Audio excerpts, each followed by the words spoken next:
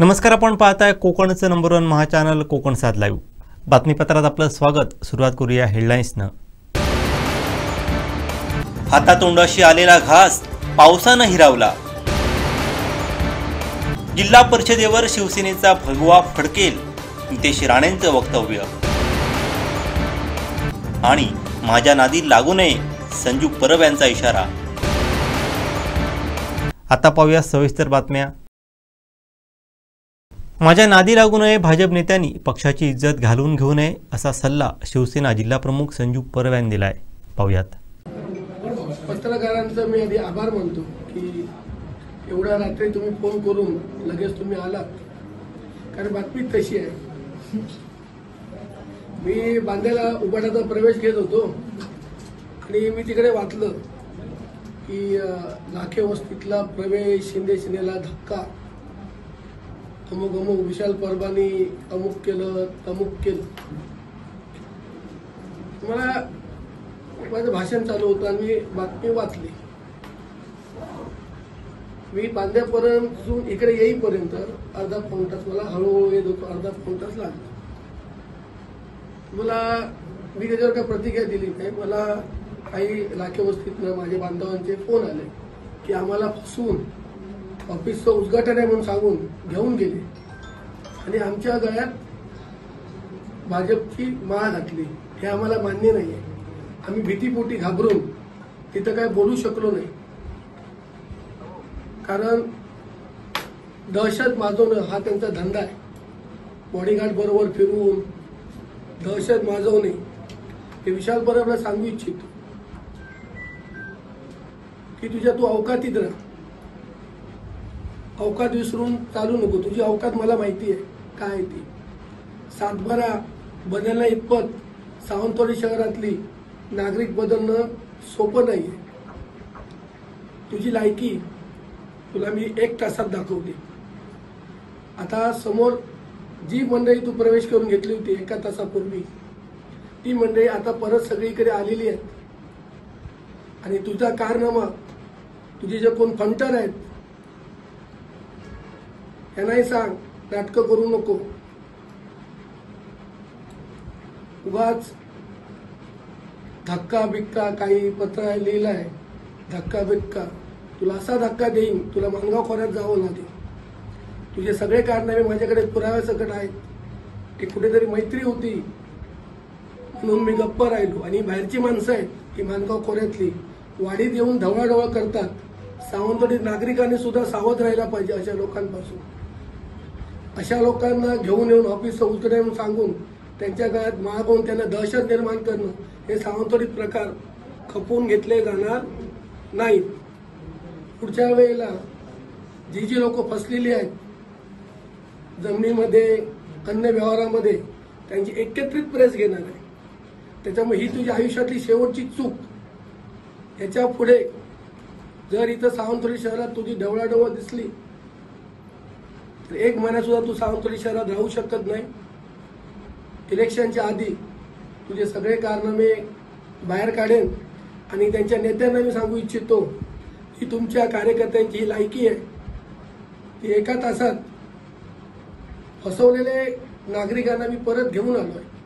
त्याच्यामुळे अशा तुमच्या कार्यकर्त्यांना उगाच पक्षाची हानी होईल आणि पक्षाची इज्जत जाईल एवढं या ठिकाणी मी सांगतो। आणि बाकीचं ज्यांनी आता ते प्रवेश दाखवले ती सगळी माणसं 70-80 बाहेर आलेली आहेत, त्यांच्या तोंडातनं तुम्ही काय ते ऐका। जय हिंद, जय महाराष्ट्र।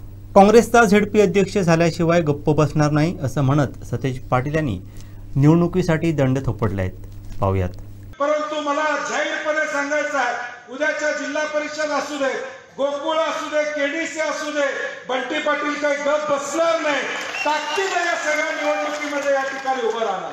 शेवटी मला माझ्या पक्षाचा अध्यक्ष म्हणून, पक्षाचा नेता म्हणून पक्षाची निवडणूक लढवणं हे मला गरजेचं आहे। स्वर्गीय PN पाटील साहेबांना श्रद्धांजली अर्पित करायची असेल तर या जिल्ह्यामध्ये काँग्रेसचा जिल्हा परिषद अध्यक्ष झाल्याशिवाय आम्ही या ठिकाणी गप बसणार नाही। या जिल्ह्याच्या राजकारणामध्ये अनेक स्थित्यंतरं झाली, जिल्ह्याच्या राज्याच्या राजकारणामध्ये झाली, जिल्ह्याच्या राजकारणामध्ये झाली। लोकसभेला आदरणीय श्रीमंत छत्रपती दिला, दिल्लीमध्ये पाठवण्याचं काम केलं. राजश्री शाहू महाराजांनी त्या काळामध्ये राधानगरी धरणाच्या माध्यमातून तुमच्या आमच्या सामान्य माणसाच्या आयुष्यामध्ये आनंद आणण्याचं काम केलं आणि त्या पुण्यातून उतरायचं काम लोकसभेमध्ये विशेष करून राधानगरी तालुक्याला मोठ्या मताधिक्याने केलं.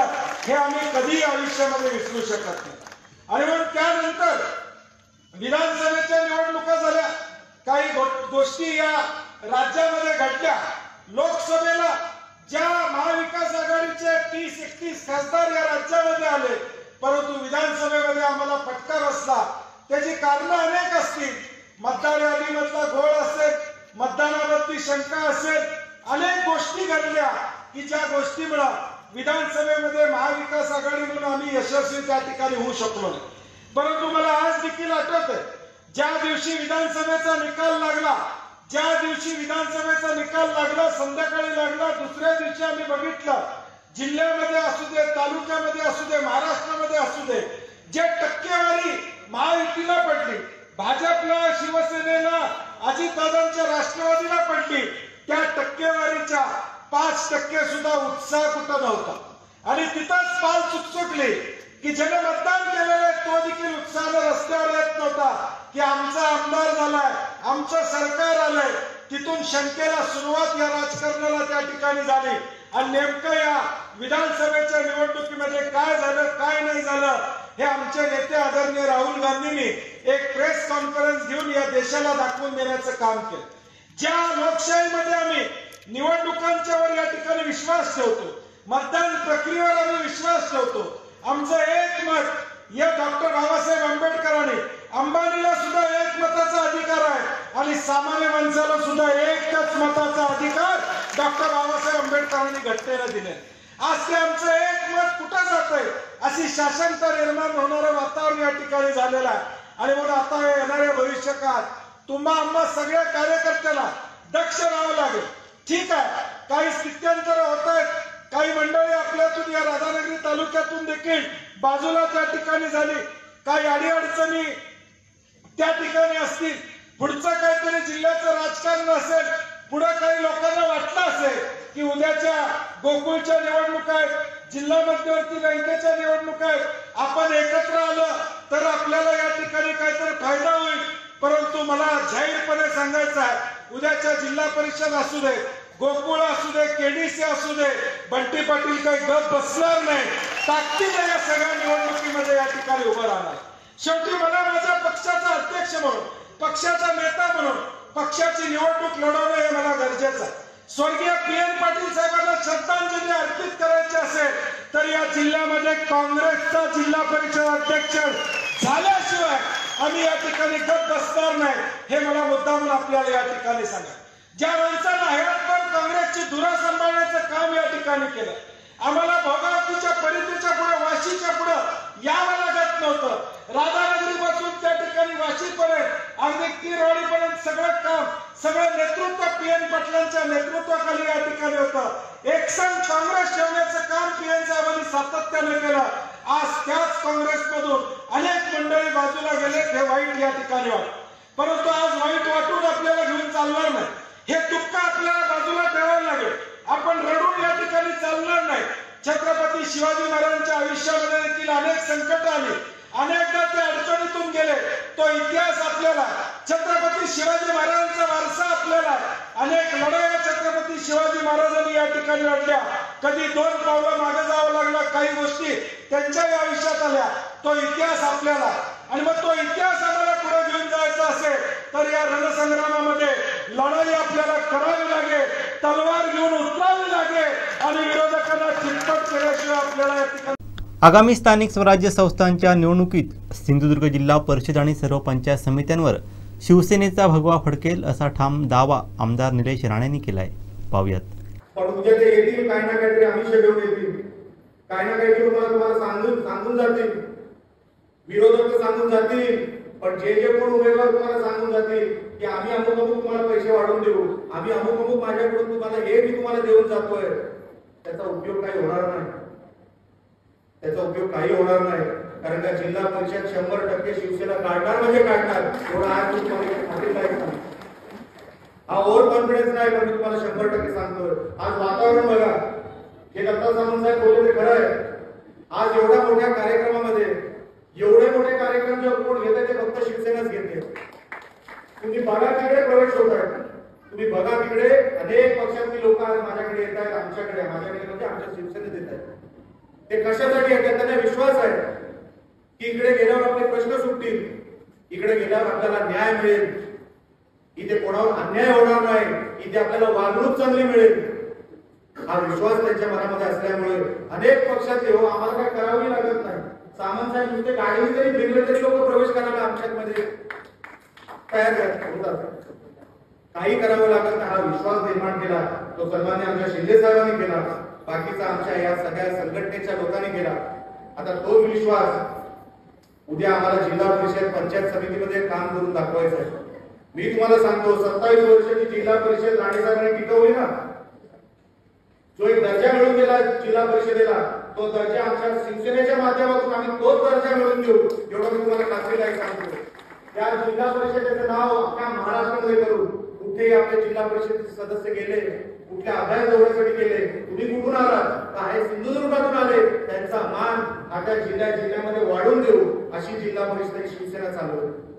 कारण का आम्हाला राणे साहेबांनी आशीर्वाद दिलेला आहे की जा निलेश, तुझा पक्ष वाढव, तू हा शिवसेनेचा आहे, तर शिवसेनाच वाढली पाहिजे. आणि त्या कारणासाठी आम्ही मैदानात उतरलेलो आहोत. कोणतरी येऊन काहीतरी सांगेल, कुठल्या कोणाच्या बोलण्यामध्ये येऊ नका. आपल्याला शिवसेनेला जिंकवायचं आहे आणि ते काय जिंकवायचंय तर तुमच्या हितासाठी. उडान मालवण जिंकला पाहिजे, सावंतवाडी मतदारसंघ जिंकला पाहिजे, कणकवली मतदारसंघ जिंकला पाहिजे. याच्यासाठी आपल्याला शिवसेनेला इकडे जिंकून द्यावं लागेल. आम्हाला त्याच्यातून काही मिळवायचं नाही. 27 वर्षापैकी तुम्ही कोणालाही अध्यक्षाला विचारा, अनेक सदस्य झाले, कधी निलेश राणे जिल्हा परिषदेच्या पायरीवर चढला कधीच नाही. पण कामं ही लोकांची पाठवली, लोक ही जिल्हा परिषद पाठवली ह्याच्यासाठीच की जाऊन तिथे कामं झाली पाहिजे. तो उंबरठ्यावर उभा राहणारा जिल्हा परिषदेच्या तो जो माणूस जाईल आपलं काम करायला, त्याचं काम करूनच तो बाहेर निघाला पाहिजे. अशी जिल्हा परिषद आम्ही तुम्हाला काम करून दाखवतो, काम कशी चालून दाखवतो. तुम्ही फक्त आशीर्वाद ठेवा, तुम्ही फक्त 100% आशीर्वाद ठेवा. ही जिल्हा परिषद असेल, पंचायत समिती असेल, येणाऱ्या सगळ्या निवडणुका शिवसेना 100% जिंकल्याशिवाय राहणार नाही. तुमच्या विश्वासावर जिंकेल, तुमच्या विश्वासावर जिंकेल. तुम्ही फक्त आज जसं आमदार केलं मला साथ दिली, 10 महिन्यामध्ये 11 महिन्यामध्ये निलेश राणे चांगलं काम करतोय एवढं फक्त मला ऐकायला मिळतं, कारण का मी प्रामाणिकपणे काम करतो. तुमच्या मतदारसंघामध्ये, आपल्या मतदारसंघामध्ये, आपल्या जिल्ह्यामध्ये जे मंत्रालयाला एक सवय लागली होती, उडान मालवण नाही पाठवलं तरी चालेल, कुठे हा मतदारसंघ नाही दिलं तरी चालेल, ती बदलून टाकली. ते चित्र मी बदलून टाकलं. आता उडान मालवणला डावलून कुठलाच मंत्रालयाचा अधिकारी हिंमत करणार नाही असं वातावरण त्या सभागृहाच्या माध्यमातून तयार आहे. तुमचा आमदार जो तुम्ही निवडून दिला, जेव्हा त्या सभागृहात उठतो कोणी आपल्या नादाला लागत नाही, नादाला लागू शकत नाही. ही ताकद तुम्ही मला दिली.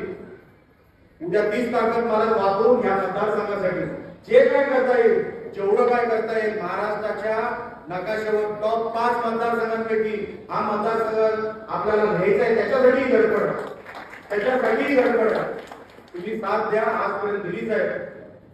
कधी नव्हे ते तिन्ही राणे आज कुठल्या ना कुठल्या सभागृहात आहेत. आमचे राणेसाहेब खासदार आहेत, आम्ही दोन्ही भाऊ आज इथे आमदार आहोत.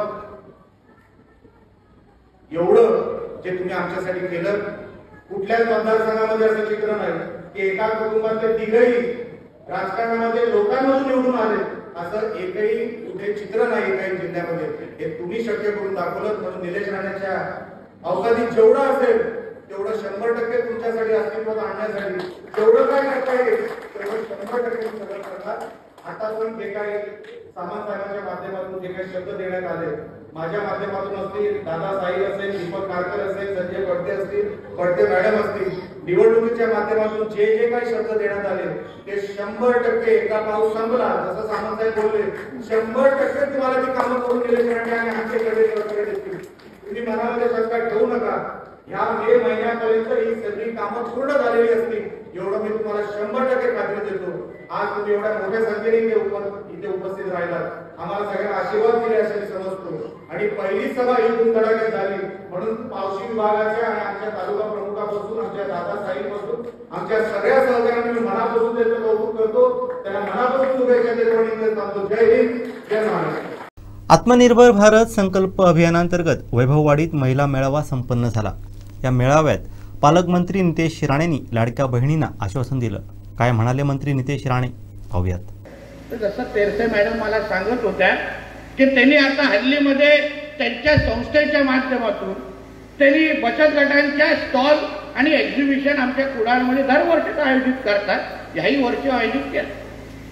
त्यांनी संस्थेच्या माध्यमातून जो काही 3 का 4 दिवस किती दिवस 3 दिवस आयोजित केला. जवळपास 80,000चा खर्च त्यांना आला. पण फक्त 3 दिवसामध्ये कोण मॅडम त्यांचा 10 लाखाचा उलाढाल झाला. 10 लाख फक्त 3 दिवसामध्ये. म्हणजे एवढी क्षमता तुम्ही बनवलेल्या सगळ्या प्रोडक्टमध्ये आहे, मालमध्ये आहे. फक्त जसं आपण नेहमी म्हणतो त्याला योग्य पद्धतीची बाजारपेठ उपलब्ध करून देणं हा आपल्या सगळ्या जणांचा समोरचा प्रयत्न आहे. आणि त्याचाच तोडगा काढण्याचं काम आता राज्य सरकार म्हणून आम्ही सगळेजण करतो. आमची माझी बहीण अदिती तटकरे या मंत्रालयाची मंत्री म्हणून ते अतिशय सक्षम पद्धतीने काम करतायत. पण आता ह्या बाजारपेठ कसा मिळवून द्यायचा तर उमेद मॉल तसं आता उमेदचे स्टोर तुम्ही तयार केले. पण प्रत्येक जिल्ह्यामध्ये एक उमेद मॉल देण्याची संकल्पना ही आमच्या आदरणीय मुख्यमंत्री साहेबांनी मांडलेली आहे. आणि त्याच्यामध्ये मी तुम्हाला विश्वास देतो. पूर्ण ऐकल्यावर टाळी मारा, गवत मारा. मला मी तुम्हाला तुमच्या ह्या जिल्ह्याचा पालकमंत्री म्हणून मी तुम्हाला शब्द देतो. पहिल्या उमेद मॉलची जेव्हा यादी तयार होईल तेव्हा सिंधुदुर्ग जिल्हा हा पहिल्या 5 क्रमांकावर टाकून मी तुम्हाला शब्द टाकून घे. कारण का शेवटी इथे आपल्याला द्यायलाच पाहिजे. आमच्या इथे महिलांची लोकसंख्या जास्त आहे. सिंधुदुर्ग रत्नागिरीचा लोकसभा मतदारसंघाकडे अगर आपण अभ्यास केला ज्याचे खासदार सन्मान्य राणे साहेब आहेत तर 62% लोकसंख्या ही महिलांची आहे. 62%. एवढी मोठी संख्या महिलांची असल्यामुळे आपल्या इथे महिलांचे बाजारपेठेचं किंवा बचत गटाची उलाढाल मोठी असतात. त्याला प्रोत्साहन दिला पाहिजे. आपण जे काही गुंतवणूक आपण जे काही बँकेमध्ये टाकता त्याचे खरं म्हणलं तर रोलिंग किंवा उलाढाल ज्याला आपण म्हणतो ती कशी आपण वाढवू शकतो त्या दृष्टिकोनातून मला असं वाटतं आपण पत्रकार मित्र जरा राईटमध्ये जा. त्यासाठी मला वाटतं आपल्या सगळ्या जणांचे प्रयत्न आणि त्या मार्गाने आपण सगळेजण झालं पाहिजे. हेच विविध प्रयत्न आता पुढची 4 वर्ष महायुतीचं सरकार म्हणून आणि केंद्र सरकार म्हणून हे आमच्या माध्यमातून होणार आहे. बाजारपेठ उपलब्ध एकदा झाल्या तर तुमची उलाढाल निश्चित पद्धतीने वाढेल. पण मी सांगतो मी त्यांच्या मॅडम आणि आमची चर्चा सुरू आहे की फक्त सिंधुदुर्ग ही बाजारपेठ नाही पण तुमचे जे तुम्ही बनवलेले जे प्रोडक्ट आहेत तुम्ही बनवलेला जो माल आहे तो बाहेरच्या बाजारपेठामध्ये कसा आपण घेऊन जाऊ शकतो. मग मुंबई असेल, पुणे असेल, नाशिक असेल आणि आंतरराष्ट्रीय पातळीवर. कारण का या तुम्ही जे काय प्रोडक्ट जे बनवताय जे लाडू असतील, चकल्या असतील, जे विविध प्रोडक्ट जे तुम्हाला सगळ्यांना आश्चर्य वाटेल या प्रोडक्टच्या बाहेर एवढी मागणी आहे की तुम्ही विचार करण्याच्या पलीकडे आहे. मी त्या दिवशी पण यांच्या कार्यक्रमाला उदाहरण दिलं. मी माझ्या मंत्रालयामध्ये कधी तुम्ही कॅबिनमध्ये आलात तर मी काय तिकडे आता मिठाई आणि ठेवत नाही. मी तुमच्या बचत गटातून बनवलेले जे काही प्रॉडक्ट आहेत, फरसाण आहेत, काय काय म्हणजे आपल्या त्या नारळाच्या वड्या विड्या आहेत ना ते माझ्या कॉन्फरन्स रूममध्ये ठेवलेले आहेत लोकांसाठी. मी तुम्हाला बोलतो किमान 10 ते 15 वेळे माझे प्लेट खाली होतात आणि परत भरायला लागतं. एवढे आलेले अधिकारी खातात पण आणि खिशात पण त्यातलं टाकून घेऊन जातात. एवढी मागणी तुमच्या प्रोडक्टची आहे. मला तर प्रत्येक जो काय बाहेरचा कुठला उत्तर भारतातला अधिकारी आला मला विचारतो अरे नितेश हे क्या रखते आप कोई दूसरे मंत्री के पास मिलता नहीं है. मला हाँ क्योंकि होम मंत्री कोकण से नहीं है ना मैं कोकण से हूँ इसलिए स्पेशलिटी है. म्हणजे विचार करा एवढी मागणी या तुमच्या प्रोडक्टची आहे. फक्त मार्ग आम्हाला दरवाजा आम्हाला उघडा करून द्यायचा. कारण का तुमचे क्वालिटी असो पॅकिंग असो एवढं पण मॅडम आमच्या इथे चांगलं आहे ना. फक्त दरवाजे उघडण्याचं काम या 5 वर्षामध्ये या 4 वर्षामध्ये आम्ही निश्चित पद्धतीने करू. हा शब्द तुम्हाला ह्या आत्मनिर्भर संमेलनाच्या निमित्ताने मी देतो. कारण आम्हाला जास्त काय करायचं नाही. फक्त त्या लोकांपर्यंत तुमचं प्रोडक्ट पोहोचवलंय. आता बघा मी मंत्रालयामध्ये ठेवायला लागलो लगेच मला मागणी आली की साहेब हे जे काही तुम्ही ठेवता ना त्याचं जरा एकदा एक्झिबिशन तुमच्या मंत्रालयामध्ये ठेवा तरी. मग मी आणि तेरसे मॅडम आणि आता कुन मॅडमशी पण मी बोललोय, येणाऱ्या 1 महिन्याभरामध्ये आपण मंत्रालयाच्या जे मुख्य जो काही आमचा हॉल आहे मध्ये तिथे आपला सिंधुदुर्ग बचत गटाचा एक चांगला एक्झिबिशन आपण मंत्रालयामध्ये ठेवू आणि आदरणीय मुख्यमंत्री आणि सगळ्या मंत्रिमंडळाला मी तिथे आणून दाखवत होतो, जेणेकरून जेवढं जास्त आपला प्रोडक्ट बाहेर जाईल तेवढंच जास्त तुमची मागणी वाढेल, तुम्हाला काम मिळेल आणि आपली आर्थिक उलाढाल त्या निमित्ताने वाढेल. म्हणून या सगळ्या गोष्टी आपल्या केंद्राची प्रधानमंत्री मत्स्य संपदा योजना आहे, त्याचा मच्छीमारांना फायदा होतो. याच धर्तीवरती महाराष्ट्रातील मच्छीमारांसाठी येत्या जानेवारी 2026 पासून राज्यात मुख्यमंत्री मत्स्य संपदा योजना आणतोय. या योजनेसह वेगवेगळ्या 26 योजना पण टप्प्याटप्प्याने सुरू करणार आहोत. त्यामुळे अनेक फायदे मच्छीमारांना होणार असून मच्छीमारांच्या जीवनामध्ये आमूलाग्र बदल करण्याचा, त्यांच्या आयुष्यामध्ये परिवर्तन घडवून आणण्यासाठी आणि त्यांच्या आर्थिकदृष्ट्या सक्षम करण्यासाठी आमचे प्रयत्न आहेत, अशी माहिती बंदर व मत्स्य विकास मंत्री तथा पालकमंत्री नितेश राणे यांनी वेंगुर्ले येथे मच्छीमार मेळाव्यात बोलताना दिली. पाहूयात. वेंगुर्ले येथील साई मंगल कार्यालयात भाजपच्या वतीने मच्छीमार मेळावा आयोजित करण्यात आला होता. या मेळाव्यामध्ये उपस्थितांना मार्गदर्शन करताना मत्स्य विकास मंत्री नितेश राणे बोलत होते. यावेळी व्यासपीठावर जिल्हा बँक अध्यक्ष मनीष दळवी, वेंगुर्लेचे माजी नगराध्यक्ष राजन गिरप, भाजप तालुकाध्यक्ष पप्पू परब, आधुनिक रापण मच्छीमार संघ सिंधुदुर्ग अध्यक्ष दादा केळुसकर, भाजप मच्छीमार सेल जिल्हा संयोजक वसंत तांडेल, मच्छीमार दादा मोटे, मत्स्य विकास विभागाचे आयुक्त सागर कुवेसकर यांच्यासह अन्य मान्यवर उपस्थित होते. कार्यक्रमाचं सूत्रसंचालन दाजी जुवाडकर तर प्रास्ताविक आणि आभार वसंत तांडेल यांनी केले. मेळाव्याला मच्छीमारांचा उत्स्फूर्त असा प्रतिसाद लाभला.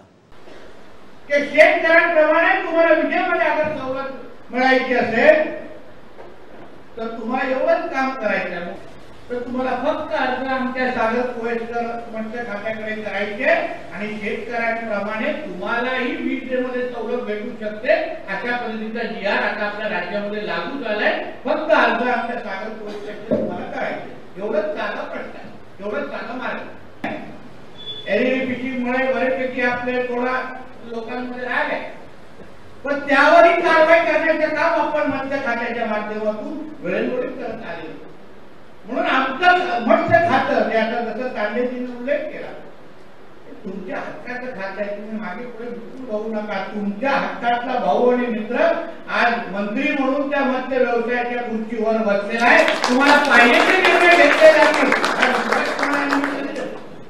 आता बघा, केंद्राची प्रधानमंत्री मत्स्य संपदा योजना आहे, असंख्य लाभ त्याचे भेटतात. आता त्याचाच उल्लेख आमच्या तांडेजींनी पण केला. आदरणीय अमित शाह साहेब सोमवारी येत आहेत आपल्या खात्याच्या कार्यक्रमासाठी आणि 2 बोटी ज्या स्टीलच्या नौका आहेत त्या आपण मच्छीमार संस्थांना देतोय. तसंच सिंधुदुर्गाला पण लाभ भेटेल, रत्नागिरीला पण लाभ भेटेल. मग आम्ही लोकांनी अभ्यास केला की फक्त प्रधानमंत्री मत्स्य संपदा योजना मुळे एवढे लाभार्थी तयार झाले, मग आम्ही पण आमची योजना का तयार करू नये. म्हणून आता आपल्या खात्याच्या माध्यमातून, मत्स्य खात्याच्या माध्यमातून प्रधानमंत्री मत्स्य संपदा योजनेच्या धर्तीवर जानेवारी 2026 ला आपण ही मुख्यमंत्री मत्स्य संपदा योजना आपल्या सगळ्यांसाठी आणतोय. हे मी तुम्हाला आवर्जून या निमित्ताने म्हणजे जे लाभ तुम्हाला आज प्रधानमंत्री मत्स्य संपदा योजनेच्या माध्यमातून मिळत आहे त्याच्यापेक्षाही दुप्पट लाभ तुम्हाला मुख्यमंत्री मत्स्य संपदा योजनेच्या माध्यमातून मिळतील. त्याच्यामध्ये डाळी असतील, बॉक्स असतील, सगळ्या प्रकारचे. कोणाला कोल्ड बर्फाची फॅक्टरी टाकायची त्याच्यात पण योजना आणि सबसिडी आपल्याला उपलब्ध आहे. म्हणून ह्या असंख्य निर्णय, असंख्य गोष्टी मी येणाऱ्या या 2-3 वर्षामध्ये फक्त आमच्या मत्स्य खात्याची आज एक पण स्वतंत्र स्वतःची योजना नाही. आम्ही 26 नवीन योजना आणतोय. 26 या वेगवेगळ्या योजनांच्या माध्यमातून तुमच्या प्रत्येकाच्या आयुष्यामध्ये परिवर्तन करणं, तुम्हाला प्रत्येकाला आर्थिक सक्षम करणं, हे आमच्या मत्स्य खात्याच्या माध्यमातून काम आम्ही येणाऱ्या कालावधीमध्ये करणार. कार्यकर्ते पैशांसाठी नाही तर प्रेमापोटी आलेत असा टोला संजीव परब यांनी लगावलाय. संजीव परब असं नेमकं का म्हणाले पाहूयात. विरोधकांमध्ये असे अनेक कार्यकर्ते आहेत, ते येणाऱ्या निवडणुकीत आम्हाला सपोर्ट करतील. आणि तुम्हाला मी इथं सांगतो, या सावंतवाडी तालुक्यामध्ये 9 जिल्हा परिषदेच्या निवडणुका होत आहेत आणि 9 जिल्हा परिषद आम्हाला जिंकायची आहे आणि त्यासाठी आमची व्यूहरचना चालू आहे. बांदा जिल्हा परिषदमध्ये आपल्याला उमेदवार द्यायचा आहे. तुम्हा सर्वानुमते म्हणजे ते डिगणे आहे, गायल आहे, डोंगरपाल आहे, नेतर्डे आहे, असनी आहे, तांबोळी आहे आणि बांदा आहे असे गाव येतात. या सर्व कार्यकर्त्यांना एकत्र करून एक जिल्ह्याने एक उमेदवार ठरवला जाईल आणि निश्चितपणे तो कसा निवडून येईल यासाठी आपल्याला व्यूहरचना करायची. कोणाच्या नशिबात काय असेल आपण सांगू शकत नाही. आणि बरे पडले, अटल बिहारी वाजपेयी पडले, इंदिरा गांधी पडले, असे अनेक नेते मी म्हणणारे पडलेले आहेत. त्याच्यामुळे आम्हीच निवडून येणार असं कधी होत नाही. इथं कोणी निवडून येऊ शकतो आणि 100% पक्षाची जी ताकद आहे, ज्याला तुम्ही उमेदवार म्हणून द्याल त्याला निश्चितपणे ती दिली जाईल आणि हा इकडचा बांदा जिल्हा परिषद उमेदवार आपण निश्चितपणे निवडून आणू. आणि मला असं वाटतंय एवढ्या संख्येने जर कार्यकर्ते प्रवेश करत असतील तर येणाऱ्या काळात सुद्धा अनेक कार्यकर्ते प्रत्येक गावातले प्रवेश करतील. तुम्ही या जी आता गावांची मी नावं घेतली जिल्हा परिषदमधली, तिथं तुमच्या सगळ्यांचे पाहुणे असतील, मित्रमंडळी असतील, तुम्ही आजपासूनच कॉन्टॅक्ट करा. उमेदवाराचं नाव अजून ठरलेलं नाही आहे पण इच्छुक उमेदवार इथं भरपूर आहेत. 1-2 उमेदवारांनी मला भेटून गेले पण तुम्हाला सर्वांना विचारून उमेदवार ठरवलं जाईल. आता मॅडम काहीतरी बोलले की सावंतवाडीमध्ये शिंदे गटाचा प्रवेश आहे. काल तुम्ही प्रवेश घेतला अजय गोंधळाचा. त्याच्यामुळे भारतीय जनता पार्टीचे लोक, मी असं नाव घेतो, मॅडमने नाव घेतलेलं, थोडेसे हल्ले. 2 वर्षापूर्वी हकलपट्टी केलेली आहे मॅडमची शिंदे गटात. तेव्हा मी शिंदे गटात होतो, तेव्हा मी भाजपमध्ये होतो. त्यांना घेतलं आणि 1,000 रुपये देऊन एका विशिष्ट समाजाची माणसं आणली आणि दाखवलं की आम्ही प्रवेश घेतला. अशाने तुम्ही तुमच्या नेत्यांना फसवताय आणि तुम्ही स्वतःला फसवताय. जनतेला पूर्ण माहिती आहे सावंतवाडी शहरात एका विशिष्ट समाजाला 1,000 रुपये देऊन माणसं आणून आणि ज्यांची हकलपट्टी 2 वर्षापूर्वी झालेली अशांना समोर करून आम्ही शिंदे गटाला धक्का दिला. अरे तुमच्या लल्लाटीत नाही शिंदे गटाला धक्का द्यायला. त्यामुळे असे काही हलवा बंद करा आणि येणाऱ्या निवडणुकीत तसं मी बोलतो, तुमच्यात जर कोणात दम असेल तर तुम्ही असं बोलून टाका भाजपवाल्यांनी. तसं मी बोलतो, मी भाजपवाला अंगावर घ्यायला तयार आहे. तुमच्यात तर बांध्यात बोलतो, बांध्यातल्या भाजपवाल्यांनी उत्तर द्यावं. मला एकाच्या हिंमत नाही आहे, मागसून गप्पा करतील, पुढ्यात बोलायची माझी हिंमत नाही. मी भाजपवाल्यांना आवाहन करतो, तुम्ही बोला, हिंमत आहे तर. असे 1,000 रुपये माणसं देऊन एका विशिष्ट समाजाची आणि हकलपट्टी केलेली माणसं शिंदे सेना धक्का, अशा खोट्या बातम्या पसरवून आहे. जसं मी काल घेतला अजय गोंधळाचे 40 त्यांचे बूथ अध्यक्ष घेतले, विद्यमान बूथ अध्यक्ष, विद्यमान कार्यकारिणीतली लोक, विद्यमान जिल्हा कार्यकारिणी सदस्य. भाजप सुद्धा आम्ही घेतले. 1,000 रुपये देऊन माणसं आणून शिंदे गटाला धक्का. कोणाला फसवताय तुम्ही? तुमच्या नेत्याला फसवताय. असं फसवू नका. त्याच्यामुळे असले हे जे शॉक आहेत ते काय लागण्यासारखे शॉक आहेत. मी जो काल शॉक दिला ना तो व्यवस्थित लागलेला आहे, पण त्याला प्रत्युत्तर देताना सुद्धा व्यवस्थित शॉक दिला पाहिजे होतं ना. उद्या मी आणतो 1,000 माणसं दोन 500 माणसं आणि मी सांगतो भाजपचा प्रवेश, भाजपला धक्का, याला काय अर्थ नाही ना. त्याच्यामुळे असे धक्के बिक्के आम्हाला बसतेत, पण आम्ही लहान नाही होत. तुम्हाला मी उद्या धक्का देणार आहे तो तुम्ही पहिला बघा, परवा धक्का देणार आहे तो तुम्ही बघा. तुम्हाला आता धक्क्यावर धक्के चालू करतो. ते भाजपचेच घेणार, तुम्ही बोलून दाखवा. घेणार ते शिंदे सेनेचे घेणार ते भाजपचेच घेणार. त्याच्यामुळे असं संदीप परब कोणाला घाबरत नाही. जे आहे ते स्पष्ट बोलतो. घाबरणं माझा स्वभाव नाही. मी कालच्या प्रेसमध्ये घातलं, कोणावर अंगावर घेण्याची माझी तयारी. 21,000 पणत्यांच्या आरासीच्या नियोजनाबाबत देवस्थान ट्रस्टने सर्वांचे आभार मानले आहेत. पाहूयात. लोखंडे साहेब, हा जो प्रश्न विचारला, जी काय हे स्पंदनं जी शरीरात निर्माण होतात, खरोखर म्हणजे काय बोलून कसं बोलून. सर्वप्रथम ह्या कार्यक्रमात ज्या ज्या घटकाने भाग घेतला त्यांचे मनपूर्वक मी ऋणी आहे आणि मनपूर्वक मी आभार मानतो. याचं कारण असं, हा कार्यक्रम, ही संकल्पना गेली 7 ते 8 वर्ष आम्ही राबवतोय ते.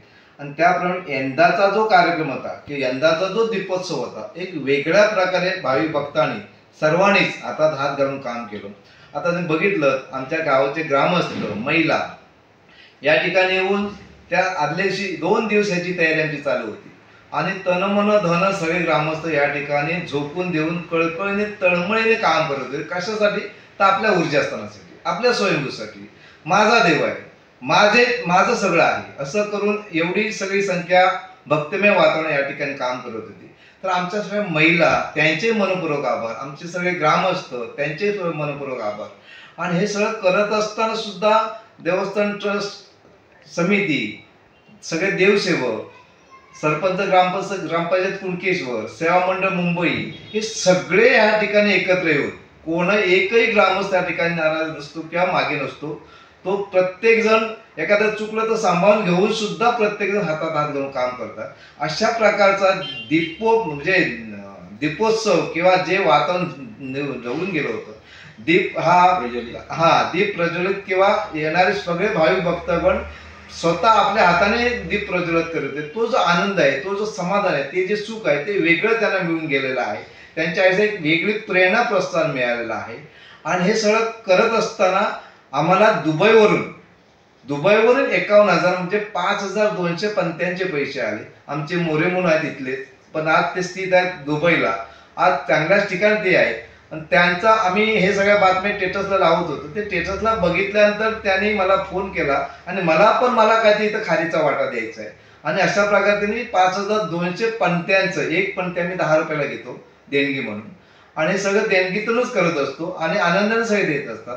त्याच्यानंतर त्यांच्या 5,200 पंत्या, त्यानंतर आमचे सागर चव्हाण कोल्हापूरचे नगरपालिका माजी नगरसेवक, ते आपल्या जवळजवळ 8 ते 9 लोकांसहित आले होते. ती तर व्यक्ती या आमच्या देवावर एवढी अपार श्रद्धा आहे की स्वतः ते बोलून दाखवते. आणि त्या दिवशी स्वतः त्यांनी प्रतिक्रिया दिलेली आहे की गेली जवळजवळ 10 ते 15 वर्ष ती व्यक्ती या चरणी जाऊन लीन होऊन भक्तिमय वातावरणात सेवा करते, ह्या भक्ती सामील होते. आणि अशा प्रकारे आज गेली म्हणजे मी होतो कुठे आणि गेलो कुठे, ह्या ते स्वतः बोलून दाखवत आहेत. म्हणजे अशा प्रकारचे आमचे ह्या ठिकाणचे जे भक्तगण आहेत, अशा प्रकारचे आहेत. आमचे जे लाळीये म्हणून इथले, त्यांनी 12,000 पण त्या मुंबईवरून पाठवल्या स्वतः. हे साधन आहे हो. हे आता मी ठळक बातम्या, ठळक गोष्ट सांगल्या. कोण 5,000 देतो, कोण 2,000 देतो, कोण 1,000 देतो. भरपूर या ठिकाणी आम्हाला त्या ठिकाणी प्रतिसाद आहे. आणि हा जो कालचा एवढा भक्तिमय वातावरण तुम्ही जर तो बघितला प्रत्यक्षात कार्यक्रम, 21,000 दीप हे उजळणं किंवा ते लावणं, ते भरणं, त्याच्यात तेल टाकणं, म्हणजे डोळ्यात तेल घालून सगळं काम करावं लागतं सिस्टमॅटिक. आता त्या पंत्या सुद्धा एक कलाकुसरी, म्हणजे त्याच्यात जे काही कला आहे त्या कलाकुसरीनुसार ते ठेवण्यात आल्या होत्या. म्हणजे हे जे आहे त्याच्यात आतमध्ये आमचे पेडणेकर आणि त्यांची जी गोडबोळे, त्यांची जे टीम जी आहे, रांगोळी, त्यांनी फुलांच्या रांगोळ्या किंवा आतमध्ये जी पिंडीची सजावट केली होती आमच्या शंभूची, एवढी जबरदस्त सजावट होती की शिवलिंगाला की विशेष नाही. म्हणजे अशा प्रकारचे कलाकार सुद्धा ह्या आमच्या पवित्र भूमीमध्ये आहेत, घडलेले आहेत, देवाने घडवलेले आहेत. आणि कशातच आम्हाला कमी नाही. कुठल्याही गोष्टीला हात घाला, त्या गोष्टीमध्ये आम्हाला सगळे कलाकार मिळतात, त्या कलेचा आनंद घेतात, त्या कलेमध्ये ते घडतात, आपलं आयुष्य घडवून घेतात, पर्यायाने हा देश घडवतात. अशा प्रकारचं ही ऊर्जा असतात. अशा प्रकारे या ठिकाणी गोव्याचा पण आपण एक मनोरंजन कार्यक्रम सोल श्रीपाद, त्या माणसाने फक्त येण्या जाण्याचं फक्त ट्रॅव्हलिंग घेतलं. गोव्यातून ते गोव्याच्या त्या टोकावरून इकडे आले, फक्त सोल श्रीपाद म्हणून ह्या लोकांनी फक्त येण्या जाण्याचा खर्च घेतला.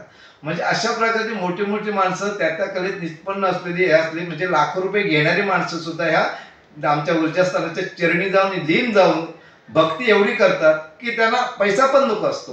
म्हणजे अशा प्रकारचं या ठिकाणी माहोल आणि अशा प्रकारचं वातावरण जबरदस्त या ठिकाणी जो मिळाला आम्हालाही तिथं काम करतात सर्व ट्रस्टींना, सर्व देवसेवकांना, ग्रामस्थांना आणि सगळ्यांना. आमचे सेवा मंडळ मुंबई ते सुद्धा काम तिथं मुंबईला या संदर्भात करायचं. म्हणजे अशा प्रकारचं हातात हात घालून या ठिकाणी काम केलं जातं. सर्वांनी याने मी बोलायचं गेलं तर भरपूर बोलण्यासारखं आहे, पण या सगळ्या पवित्र आणि या ज्या निसर्गाची भरभरून दिलेल्या या सगळ्या म्हणजे कशातच कमी नाही. सगळ्या याच्यात भरपूर देवाने दिलेला आहे, निसर्गाचं सुद्धा, आणि एवढा मोठा समुद्र खेळायला चांगला व्यवस्थित। गेले 4 दिवस जिल्ह्यात सुरू असलेल्या पावसामुळे समुद्राला उधाण आलंय। मोठमोठ्या लाटा किनाऱ्यावरती येऊन धडकत आहेत। यामुळे मासेमारी व्यवसाय व पर्यटनाला फटका बसलाय। दिवाळी सुट्टीचा हंगाम वाया गेल्यानं पर्यटकांमध्येही नाराजी आहे। पाहूयात।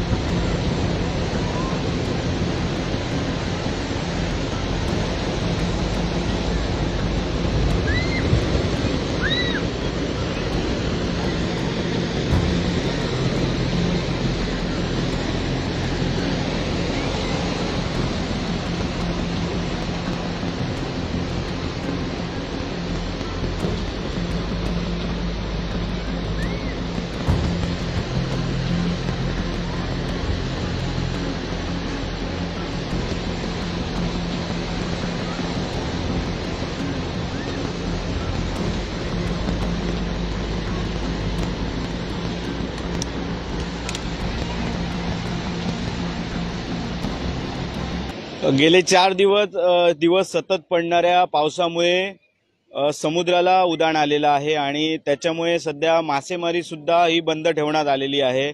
आणि या संपूर्ण पावसाचा पर्यटनाला सुद्धा फटका बसलेला आहे। कारण दिवाळीमध्ये अनेक पर्यटक, दिवाळीच्या सुट्ट्या असल्यामुळे अनेक पर्यटक या वेंगुर्ल्यामध्ये दाखल होतात आणि सध्या जे या ठिकाणी वेंगुर्ल्याचं पर्यटन आहे त्या पर्यटनाचा आनंद घेतात। मात्र या पर्यटनाला सुद्धा फटका बसलेला आहे। मी आता आहे वेंगुर्ले येथील बंदर या ठिकाणी आहे नवाबाग। माझ्या मागे आपण बघू शकता या ठिकाणी समुद्र किनारा आहे आणि समुद्राच्या मोठमोठ्या लाटा या ठिकाणी किनाऱ्याला धडकत आहेत। त्याच्यामुळे सध्या जी मासेमारी सुद्धा आहे ती बंद आहे। गेले 4 दिवस मासेमारी ही बंद ठेवण्यात आलेली आहे। त्याचप्रमाणे दिवाळीच्या सुट्ट्या असल्यामुळे बरेच पर्यटक हे वेंगुर्ल्यात पर्यटनासाठी दाखल झालेले होते। नव्याने या ठिकाणी जे वॉटर स्पोर्ट आहेत त्याच्यात कायाक आहे, त्याच्याचप्रमाणे जे डॉल्फिन सप्पर आहे, अशा बरेच जे वॉटर स्पोर्ट आहेत ते वॉटर स्पोर्ट या ठिकाणी या वॉटर स्पोर्टचा आनंद घेण्यासाठी बरेच पर्यटक वेंगुर्ल्यात दाखल झालेले आहेत। मात्र या पावसामुळे या ठिकाणी या पर्यटनाला सुद्धा फटका बसलेला आहे। काही या ठिकाणचे जे पर्यटक व्यावसायिक होते त्यांनी दिवाळीच्या मुहूर्तावर या ठिकाणी पर्यटनाला सुरुवात केलेली होती। मात्र पहिलेच 2 दिवस या ठिकाणी पर्यटनाला सुरुवात झाल्यानंतर यानंतर पावसाने या ठिकाणी आपली हजेरी लावल्यामुळे या ठिकाणी या पर्यटनाला सुद्धा फटका बसलेला आहे।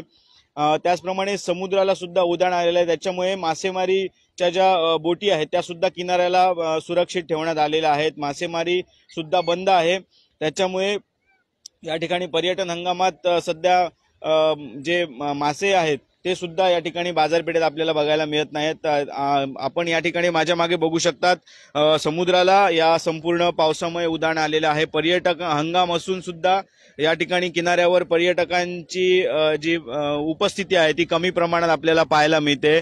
समुद्रकिनारे सुद्धा या ठिकाणी ओसाड पडलेले आहेत। अनेक पर्यटक दिवाळीच्या सुट्टीमध्ये या ठिकाणी येत आहेत, मात्र या पावसामुळे त्यांची सुद्धा नाराजी होत आहे। पर्यटन करताना त्यांना सुद्धा बरेचसे अडथळे येत आहेत। त्याचप्रमाणे या ठिकाणी जे वॉटर स्पोर्ट या ठिकाणी आहेत किंवा पर्यटक या ठिकाणी ज्या वॉटर स्पोर्टचा आनंद घेण्यासाठी खास करून उपस्थिती लावतात ते कायाक या वेंगुर्ला नवाबाग समुद्र किनाऱ्यावरती किंवा मांडवी खाडीमध्ये जे होतं ते सुद्धा सध्या बंद आहे। पर्यटक व्यावसायिकांचं सुद्धा बरंचसं नुकसान यामुळे झालेलं आहे। कारण या पर्यटन हंगामामध्ये जे दिवाळीच्या सुट्ट्या आहेत त्याच्यात बरेचसे लोक या ठिकाणी दाखल होतात आणि हे सुद्धा बंद आहे। त्याचप्रमाणे असाच पाऊस पुढे 3 दिवस सुरू असल्यामुळे अजून सुद्धा या ठिकाणी जी मासेमारी आहे ती बंद राहणार आहे। त्याचप्रमाणे पर्यटन सुद्धा या ठिकाणी बंद राहण्याची शक्यता आहे। असाच जर 3 दिवस पाऊस सुरू राहिल्यास आपण या ठिकाणी बघू शकतात की समुद्राला हे उधाण आलेलं आहे। लाटांचा जोर सुद्धा कायम आहे। त्याच्यामुळे या संपूर्ण पावसाचा फटका ज्याप्रमाणे आपण बघतोय की भात शेतीला सुद्धा याचा फटका बसलेला आहे। तसंच या ठिकाणी जे मासेमारी असेल त्याला सुद्धा फटका बसलेला आहे। तसंच पर्यटन हंगामाला सुद्धा फटका बसलेला आपल्याला पाहायला मिळतोय।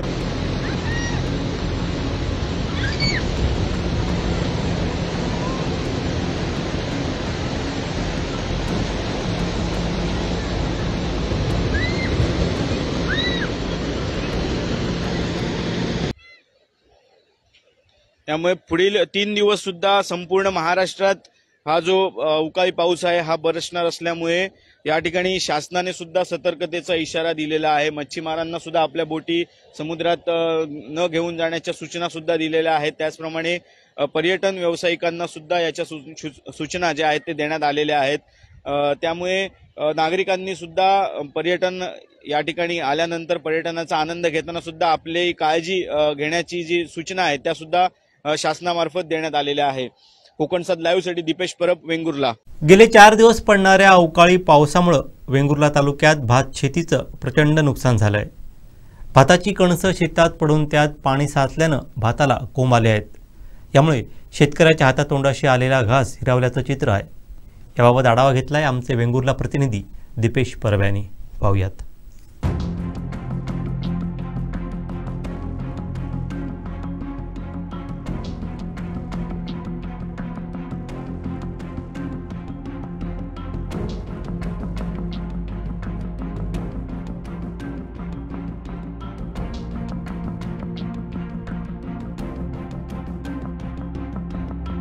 गेले 4 दिवस सतत लागणाऱ्या अवकाळी पावसामुळे कोकणात भात शेतीचं मोठ्या प्रमाणात नुकसान झालेलं आहे। संपूर्ण सिंधुदुर्ग जिल्ह्यात या पावसामुळे जर बघितलं तर शेतकरी जो आहे तो हवालदिल झालेला आहे।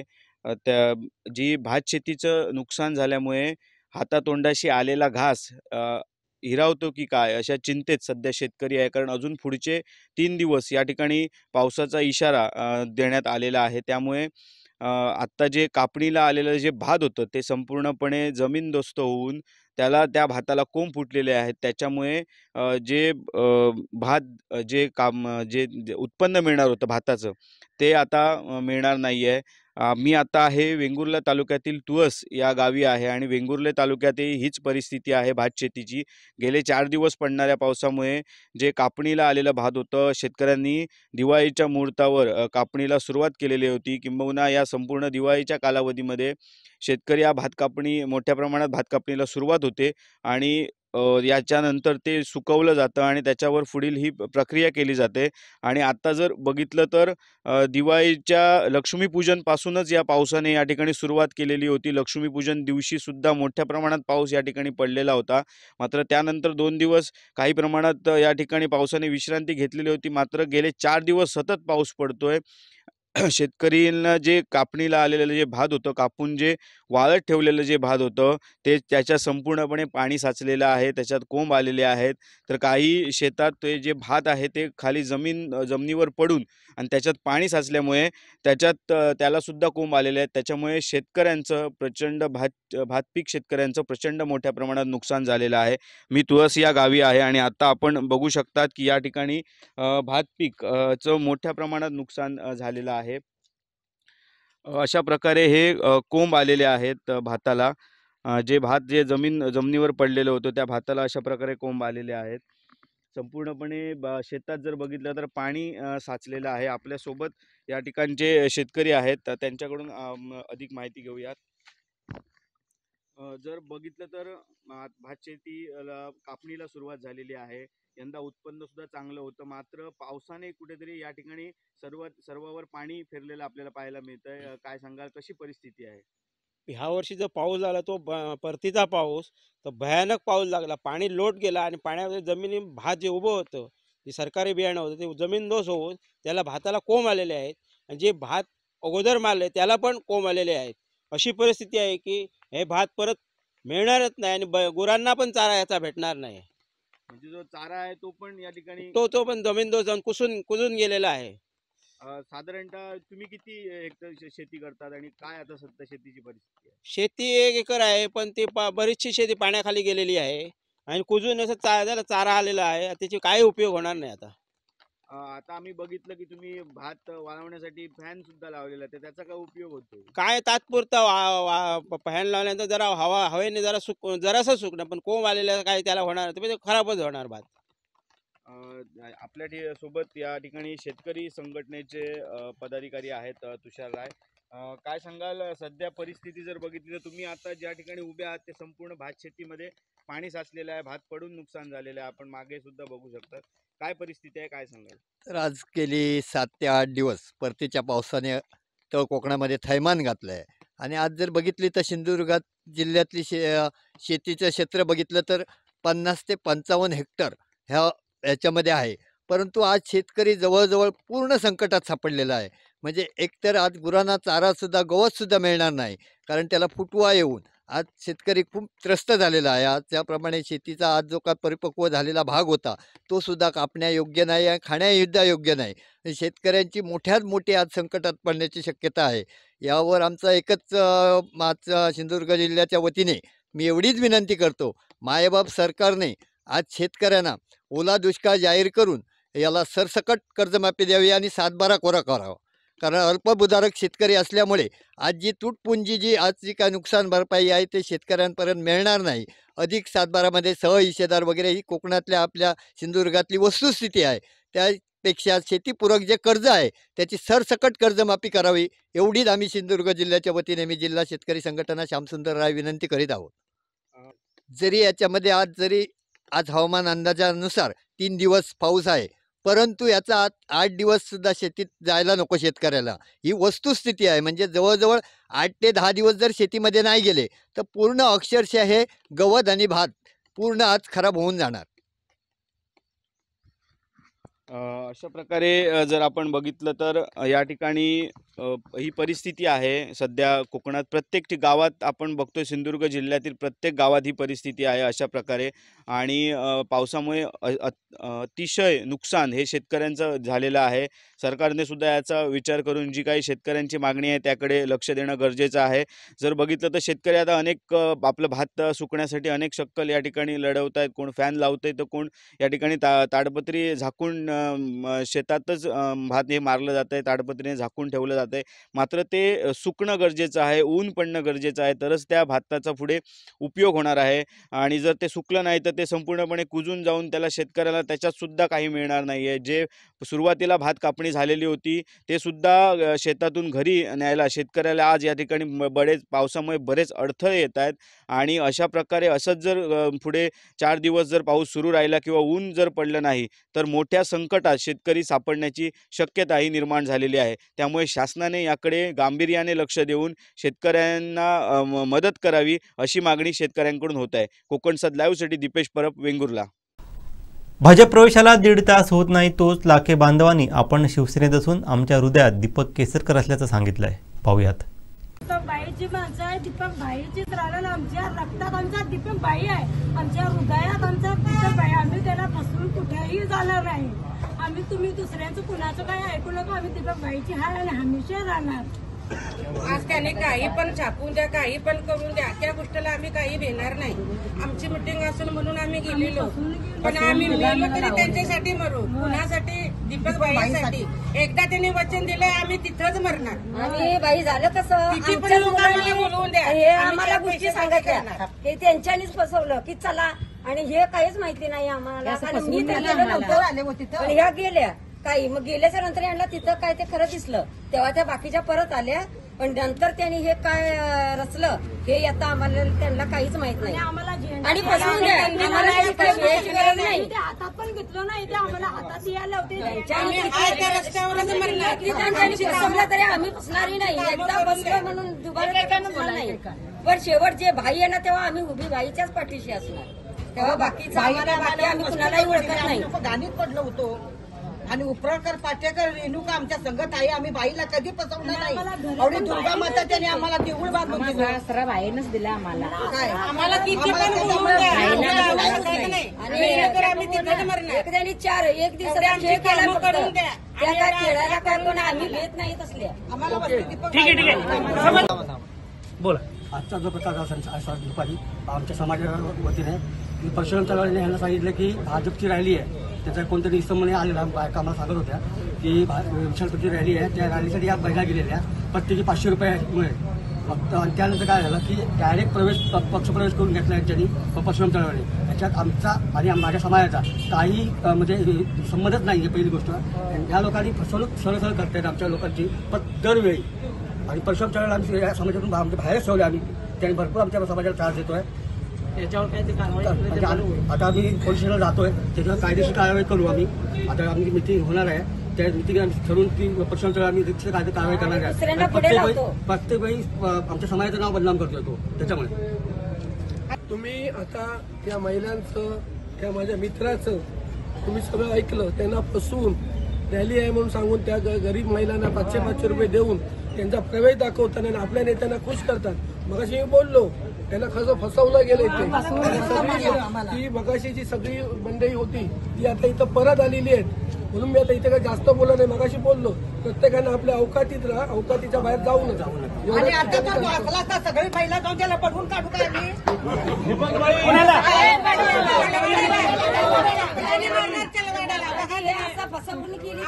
करायची नाही. शेवटी ठळक घडामोडी पुन्हा एकदा. हातातोंडाशी आलेला घास पावसानं हिरावला. जिल्हा परिषदेवर शिवसेनेचा भगवा फडकेल, नितेश राणेंचं वक्तव्य. आणि माझ्या नादी लागू नये, संजू परब यांचा इशारा. बातमीपत्रात वेळ झाली ते थांबण्याची. पाहत राहा बदलत्या कोकणचा बुलंद आवाज. कोकणचं नंबर 1 महा चॅनल कोकण 7 लाईव्ह. धन्यवाद.